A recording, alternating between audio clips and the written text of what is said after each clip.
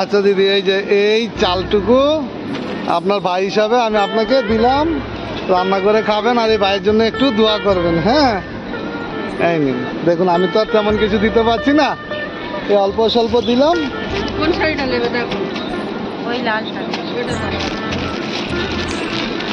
এই শাড়িটা আপনাকে দিলাম, আপনি একটু খালি গায়ে জড়িয়ে দেখান আর এটা পরে ঈদের দিন আমার জন্য দোয়া করবেন কিন্তু, বলে দিলাম।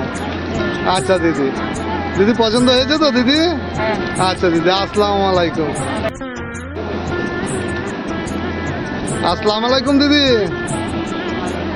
ভালো আছেন? হ্যাঁ হ্যাঁ। আপনাদের বাড়ি কোথায় দিদি? আমাদের বাড়ি বেতবেরি। এখানে কিসের জন্য এসেছেন দিদি? এখানে এই মাছ কোম্পানি কাজ। মাছ কোম্পানিতে কাজ করেন। আমার দাদা কোথায়? দাদা নেই। ও দাদা নেই, ছেলে পুলে?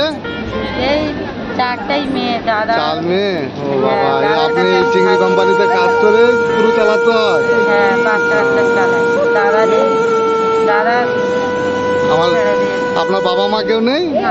ও, আপনি একা, মানে পৃথিবীতে আপনার আর কেউ নেই। হ্যাঁ। আচ্ছা, এই ছেলে মেয়েগুলিকে নিয়ে থাকবেন, ওই তো। আর দিদি দেখুন, আমি সাধারণ একজন মানুষ, আমি কিছু গিফট করলে আপনাকে আপনি নেবেন তো? হ্যাঁ।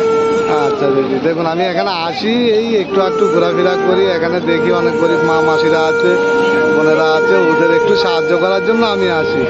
দিদি আপনার এই ভিডিও করলে আপনার কোনো আপত্তি নেই তো দিদি? আচ্ছা দিদি, আমি এই গরিব মানুষ, আমি কিছু আপনাদের দিচ্ছি, আপনারা নিন, আমি দিচ্ছি, একটু দাঁড়ান। আচ্ছা দিদি, এই যে এই চালটুকু আপনার ভাই হিসাবে আমি আপনাকে দিলাম, রান্না করে খাবেন আর এই ভাইয়ের জন্য একটু দোয়া করবেন। হ্যাঁ, এই নিন। দেখুন আমি তো আর তেমন কিছু দিতে পারছি না, এই অল্প স্বল্প দিলাম।